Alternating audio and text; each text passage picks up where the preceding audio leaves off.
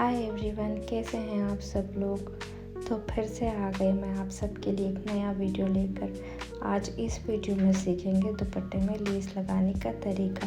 दुपट्टे को सीधा रखिए, लेस को उल्टा एंड 3 इंचेस की मार्जिन छोड़ करके अटैचमेंट कीजिए चारों तरफ। 4 साइड में भी इसी तरह से लेस को अटैच कर लीजिए।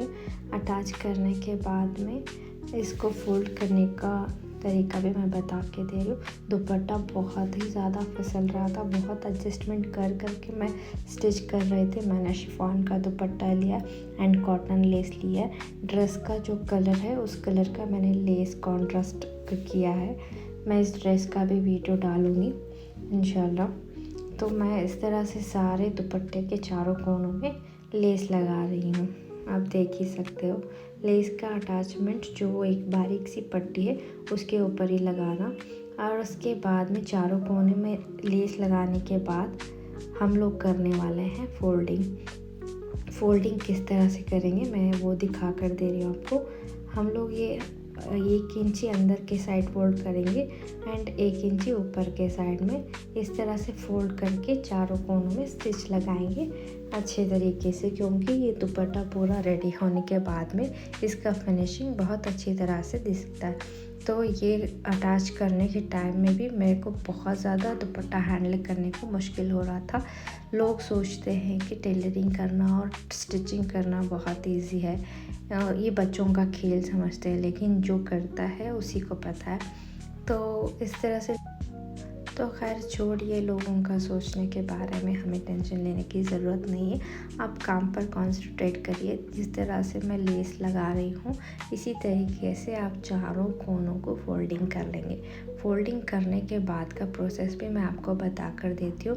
और लास्ट मोमेंट पे, मतलब लास्ट फिनिशिंग में दुपट्टा जिस तरह से दिखेगा इस चीज़ को भी आपको देखने का मौका मिलेगा। देखिए इस तरह से सारा सब फोल्डिंग करके पूरे चारों कोनों को सिलाई लगा लीजिए। अब इसका ड्रेस भी डिज़ाइनर बना रहे हैं। ये वाले दुपट्टे एंड इसका टॉप एंड बॉटम का भी मैं डिज़ाइन डालूँगी। इस तरह के डिज़ाइन सब जो जैसे नया नया मैरिज होता है, शादी में जोड़े वगैरह देते हैं, तो उसमें ये हल्के फुल्के जोड़े डाल देंगे तो अच्छा रहेगा। ये बहुत अच्छा भी लगता है, पहनने में कंफर्टेबल रहता है एंड कोई भी बीड्स वगैरह नहीं रहते। पता नहीं लोग क्यों बीड्स के कंकर पत्थर वाले कपड़े पहनना पसंद करते हैं। एक्चुअली यहाँ बेंगलोर में ये सब कॉमन है, उसी तरह के कपड़ों को प्रमोट किया जाता है। मुझे बिल्कुल भी पसंद नहीं। मैं बचपन से वो कंकर पत्थर वाले कपड़े पहन के थक गई हूँ। तो मुझे इसी तरह से अपने खुद के कपड़े खुद डिज़ाइन करके पहनना बहुत अच्छा लगता है। ये इसका कुर्ते का फैब्रिक मैंने सैटिन फ्लावर प्रिंट लिया है एंड दुपट्टा शिफॉन का लिया है एंड इसका बॉटम में जैस्मिन फैब्रिक ली हूँ, क्योंकि उसमें बहुत अच्छा वो यूज़ कर सकते हैं रेगुलर के लिए।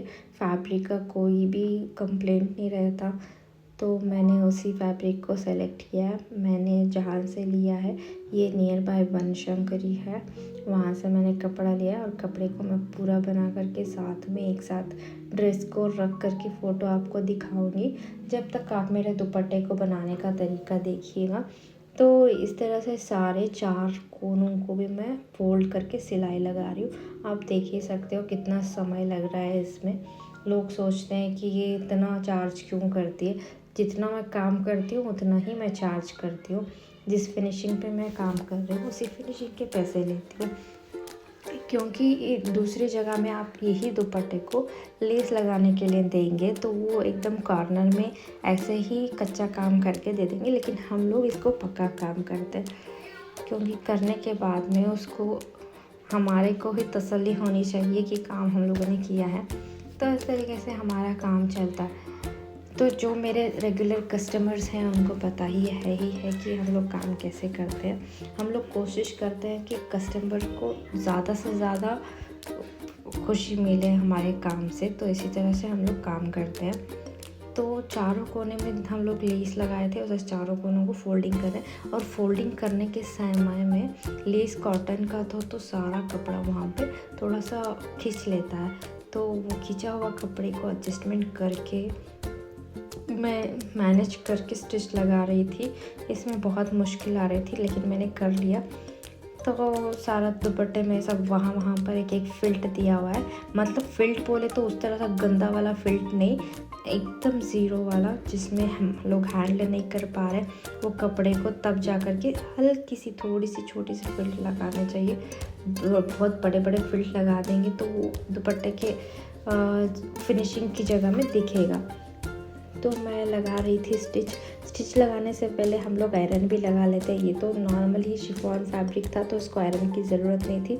कॉटन फैब्रिक या और कोई दूसरा फैब्रिक होता तो उस पर आयरन लगा लेते तो और भी बेस्ट रहता। और एक तरीका आता है दुपट्टे में लेस लगाने का, वो भी बहुत खूबसूरत होता है। इंशाल्लाह मैं आपको और एक वीडियो में बता कर दूँगी।